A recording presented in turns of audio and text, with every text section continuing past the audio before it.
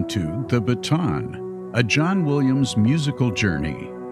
Join host Jeff Commings as he takes you through the career of the illustrious film composer John Williams, starting with his debut in 1959 through more than 100 films in 60 years.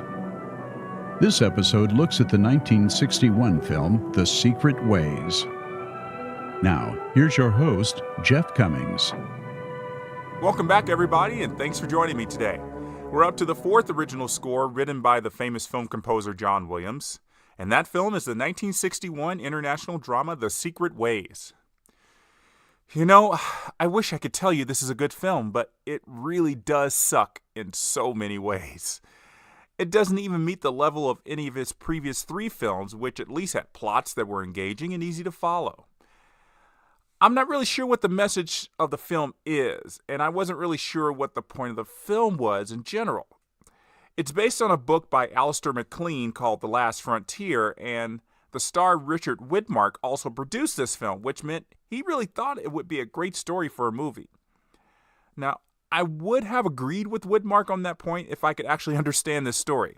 The real problem with the movie is that we aren't educated on the history of the revolution taking place in Hungary in 1960 when the film is set. We don't know anything about our main character, an international freelance something or other named Mike Reynolds, played by Richard Widmark. We don't know why the person Mike is hired to smuggle out of Hungary is so important. And we have no clue whatsoever how people know Mike is looking for this person, and that definitely had me confused on more than one occasion. I'm going to do my best to give a brief synopsis of this film, and be warned, there are spoilers ahead. So, Hungary was still reeling from a student-led revolution to overthrow the communist regime, a revolution that actually just took place for like 4 months in 1956, and when this movie takes place in 1960, everything was pretty much quiet except that people were still trying to cross the border over into Austria, but they were killed if they attempted to do so. Some managed to escape, though, and that's what we see in the opening scene as two people are pulled unconscious from a river, but with no backstory, it has no meaning. We will see one of those people later, but this scene will never be mentioned to help give some history to the proceedings. I think we fast forward to a short time later when Mike Reynolds arrives in Switzerland at the request of someone who apparently has some influence. Who is he? We don't know. But he wants a man named Janci out of Budapest quickly, and only Mike Reynolds can do it. With Mike struggling to pay some debts, he takes the job. Janci's daughter Julia escaped to Vienna, but wants to go back to Hungary to get her father. So Mike and Julia take the train to Budapest, and after some hiding in the shadows, Mike is taken to Janci. Mike convinces Janci to leave with him on a plane to Vienna in 2 days, but some people who are looking for Janci speed up the plan, and everyone tries to escape a day early. Who are the people looking for Janci?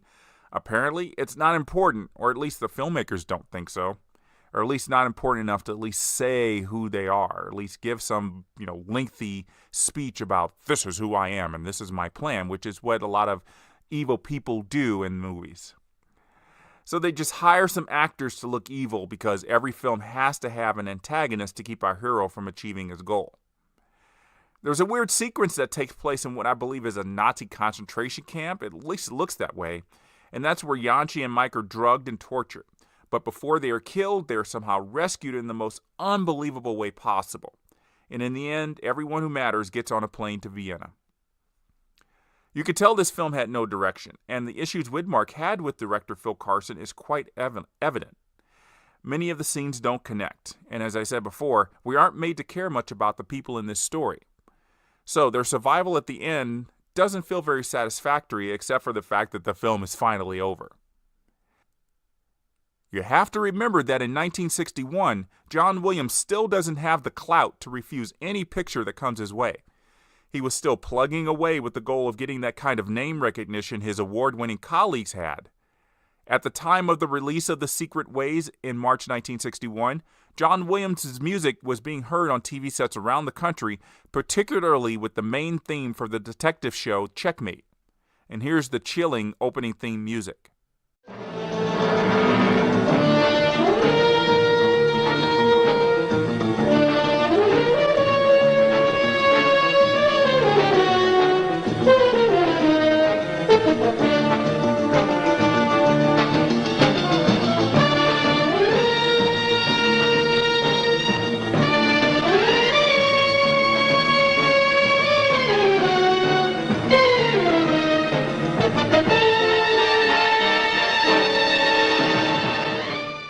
Television was a very attractive medium for composers.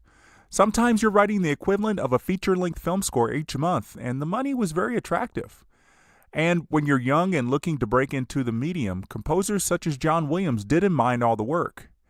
Checkmate was, at this time, Williams' most popular work. And it was a historic job for him as it marked the first official time his music was commercially released.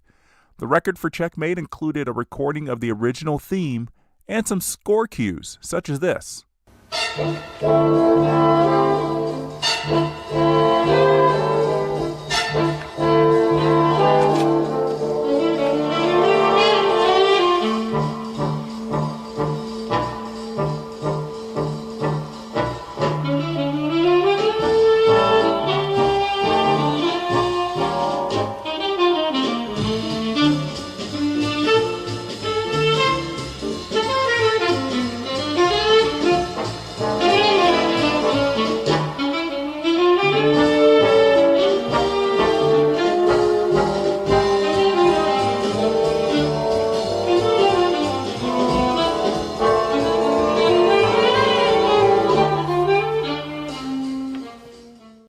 It has a very jazzy flavor to it, which, as I mentioned in previous episodes, was the popular music genre of the time, made so by Williams' close friend Henry Mancini on Peter Gunn and other TV shows and movies. Though Williams was finding a little success with Checkmate, he kept some of his attention focused on any films that needed a composer. The idea of writing music for a movie called The Secret Ways and set in Hungary seemed too good for John Williams to pass up. However, when it came time to watch a cut of The Secret Ways with the director, there was probably little inspiration for John Williams to compose a score of any substance. He probably threw his hands up after watching it and said, either out loud to himself, "I don't know what to do with this." But he does pretty well with what he's given, and it's an exercise for him to write decent music for a not-so-great film. And this won't be the last time he has to do this. Williams chooses to see this picture as a film noir, especially with all the dark corners and people hiding in shadows. Williams essentially puts music coloring into many scenes with low strings and woodwinds. As you'll hear, he has a lot of fun with the strings in this film, especially to emphasize all the sneaking around that takes place. Let's start our analysis of the score with the main title sequence. It takes place after that unexplained killing of human smugglers at the Austria-Hungary border. It's nearly 4 minutes of pretty good music, and let's hear how it starts.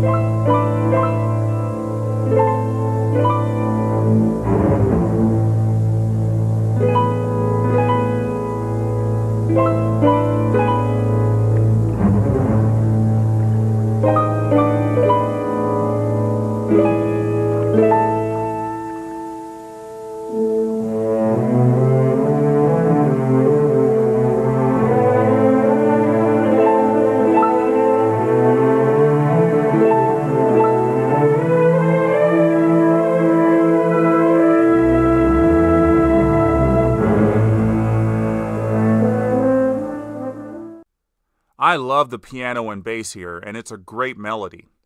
We'll hear it in bits and pieces throughout the film. Underneath the melody played by piano is another theme on French horn. Pay attention to it. It'll come back very soon. As the credits continue, the mood lightens as Mike Reynolds lands in Zurich.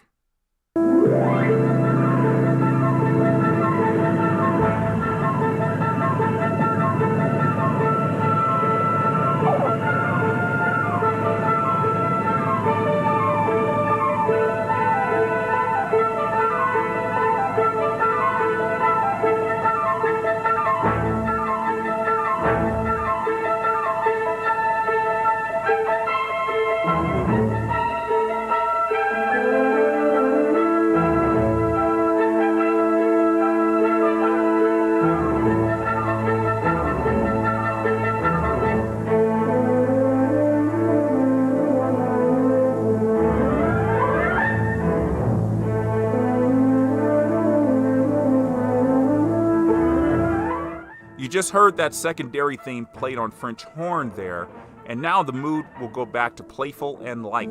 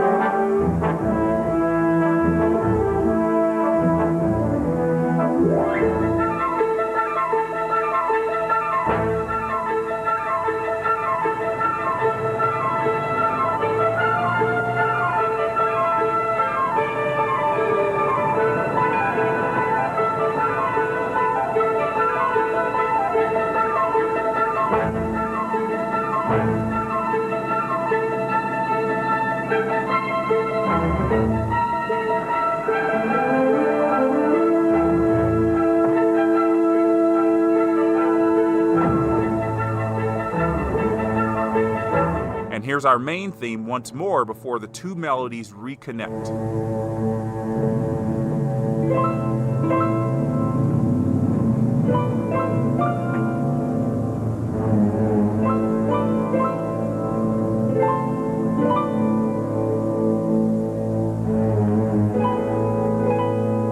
Here you go, pal.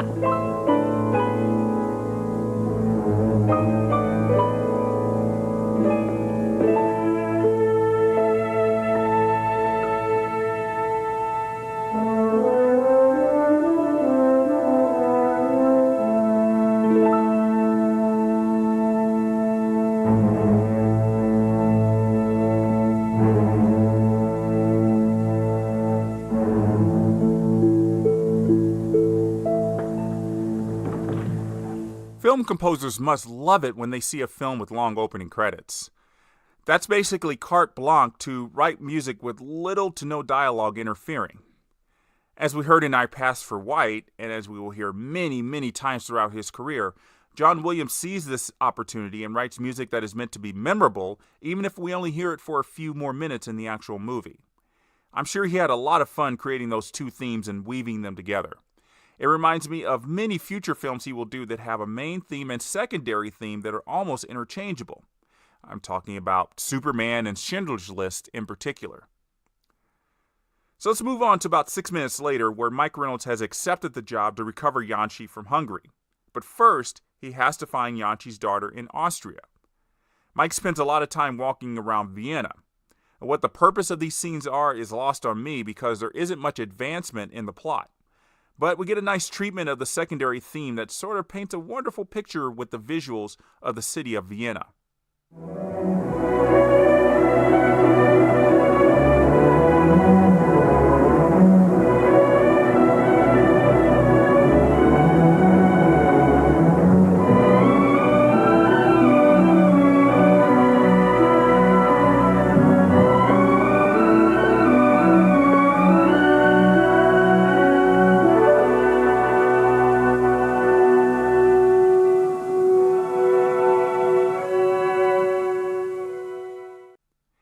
As you notice, the melody is played by different parts of the orchestra. It keeps the music lively and interesting, even if the scene has no direction. Later on, after a very weird scene involving a sexy blonde woman in a restaurant and another with a man who has been following Mike around town, a car shows up and chases Mike down the street.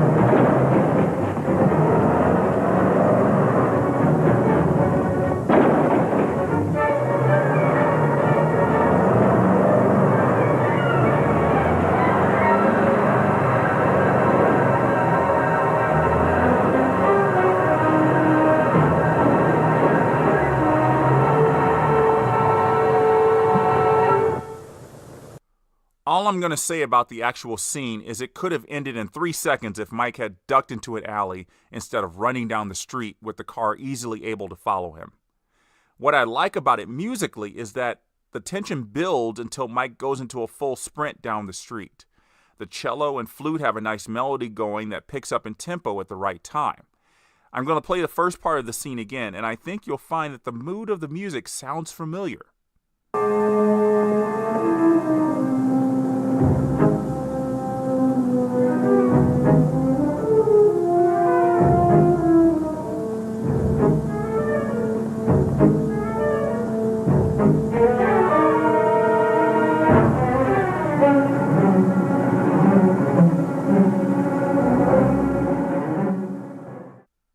Still doesn't sound familiar? Maybe this will jog your memory.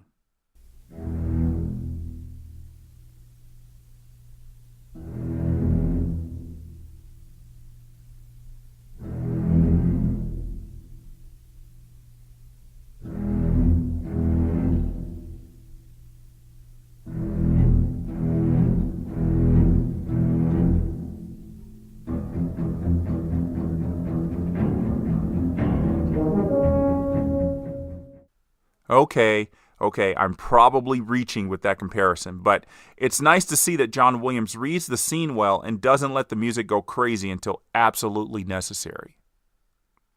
Mike has met the daughter of his target, and only after I watched the film a second time did I realize that this woman named Julia was one of the unconscious people pulled from the river at the beginning of the movie. No mention of that scene, though, and that's just one reason why this film feels disjointed. Very few dots are being connected. But as I said, the music makes this movie more than worth watching. Maybe not a second time as I did, though. In any case, Julia and Mike agree to meet under a bridge at night. It's funny that in a city as large as Vienna, there doesn't appear to ever be anyone out and about at night. Just the characters who are important to the movie. Anyway, Mike is waiting, and while he's waiting, a mysterious man approaches him. This is when we get a brief reprise of the main theme.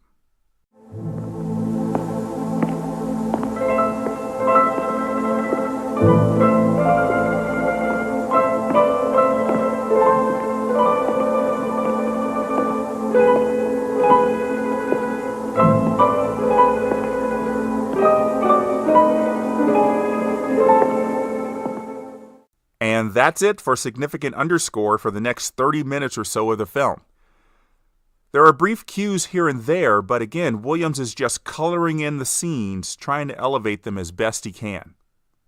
We return to something interesting the first night that Mike is in Budapest. He's beaten again, kidnapped, and taken to a cellar. You'll hear the return of our main theme on the piano for just the third time in the film.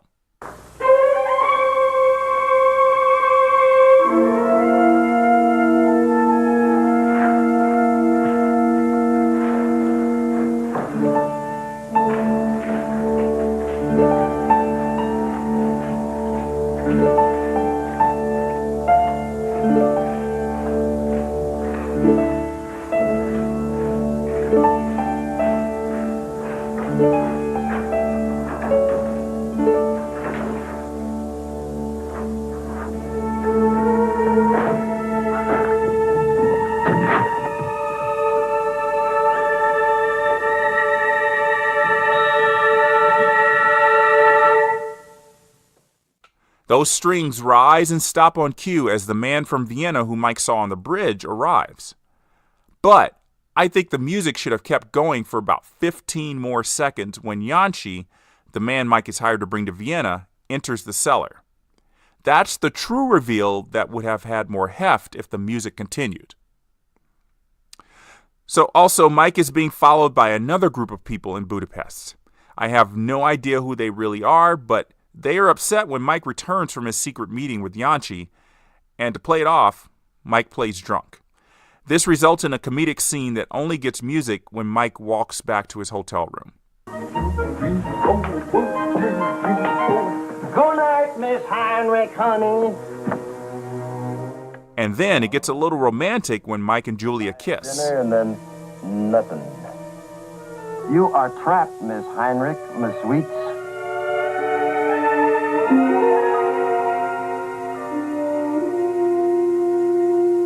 Good night.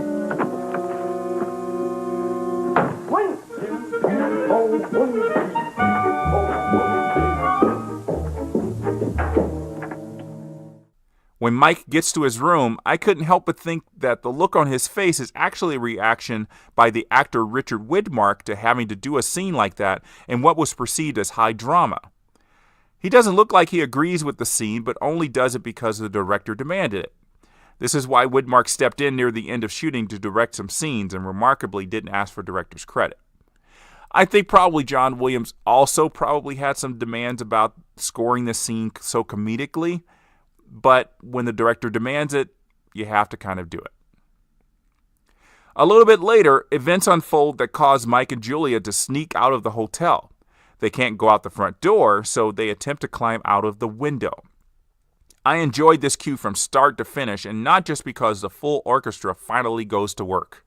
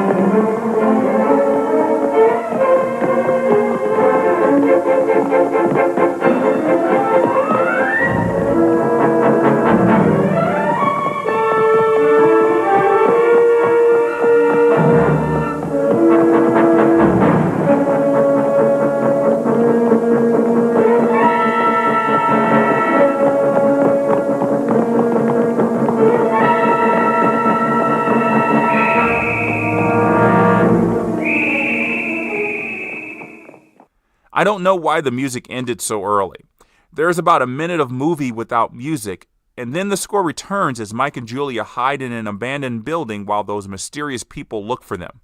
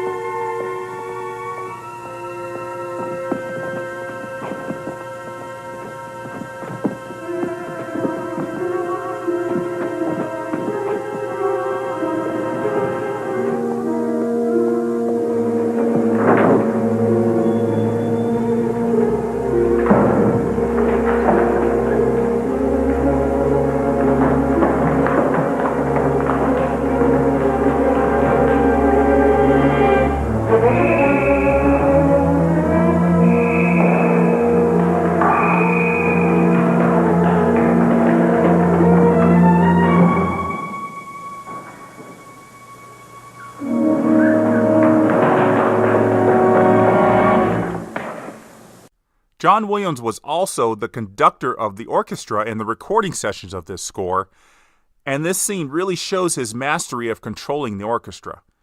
It's one thing to see notations on the music sheets as a performer and know how to play softly, but the conductor is the one who regulates how softly that music is. If the composer is not the conductor, he or she will have input, but the conductor is the true master of this technique. You can hear how the strings and woodwinds stay quiet as Mike and Julia hide in the shadows. I like that flute rhythm about 40 seconds in, too. This gets more tense when they start running again, and the music ends when they confront another couple on the run. One more major piece of music to listen to from The Secret Ways. It comes in as Mike, Julia, and her father are trying to escape this Hungarian prison, which I think is run by a former member of the Nazi Party. As I said before, the three are released through improbable means, which includes a friend knocking out the leader of the prison. As we see the three sneaking through the prison looking for a way out, John Williams puts in some whirling notes on violins. Then those notes move to the clarinet as the Nazi soldier is revived, and finally on the cello when the danger becomes imminent.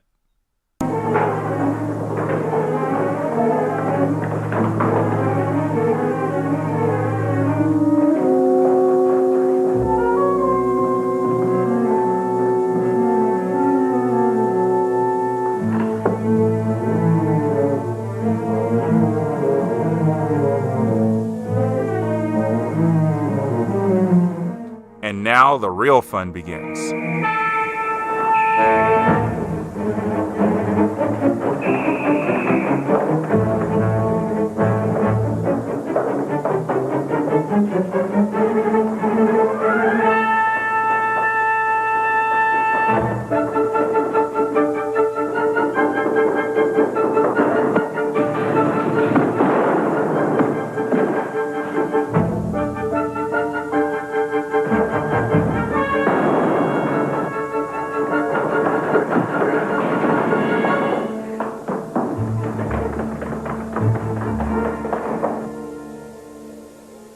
Interesting choice to score a fight scene with violins and flutes, with trumpets coming in only when someone gets shot. It's not a bad choice, but definitely not a normal one. I thought a lot about what else might have worked musically for this scene, and nothing else seemed to fit. Of course, I'm nowhere near the league of John Williams, and so I defer to his decision here. Brass instruments was my first inclination, but that would have been way over the top. So, after everyone escapes the prison and manages to get on the airplane, we're able to finally celebrate. John Williams gives the orchestra that ability as well as the end credits roll.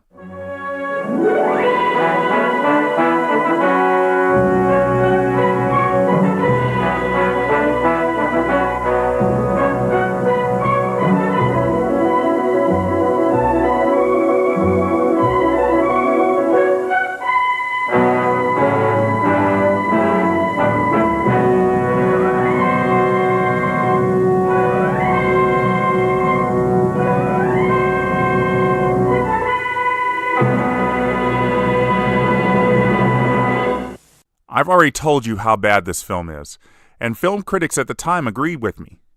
The New York Times called it a standard old-fashioned cloak and dagger yarn with a, quote, far-fetched finale. They were on the fence about John Williams' music, saying it was, quote, tingling and colorful, but then described it as loudly insistent. John Williams was able to shake off the mild flop that was The Secret Ways when the nominations for the 4th Annual Grammy Awards were announced at the beginning of 1962. The album for Checkmate earned Williams his first ever Grammy nomination, this time for Best Soundtrack Album or Recording of Score from Motion Picture or Television. And when you know it, his best bud Henry Mancini took home the Grammy in that category for the wildly popular album For Breakfast at Tiffany's, which also won the overall Record of the Year Grammy. And that was one of the few albums from a motion picture to ever take that top honor. 14 years later, Williams would get to hold his first of many Grammys, but I'm sure he was itching in 1962 to get the recognition by his peers. He wouldn't get it with the score for his next film, which was ravaged by critics just as much as The Secret Ways. But he still manages to create some wonderful music that continues to stand the test of time. I cannot wait to discuss that with you. And we'll do that on the next episode of The Baton. I hope you'll send me your comments about this episode or any other episode of this podcast. You can send me an email to jeffswim@aol.com. You can hit me on Twitter @jeffswim. Or you can post a comment on the Podbean app. And I just started getting more involved on Instagram, so you can find me there as well. Thanks everyone for watching, and until next time, the baton is down.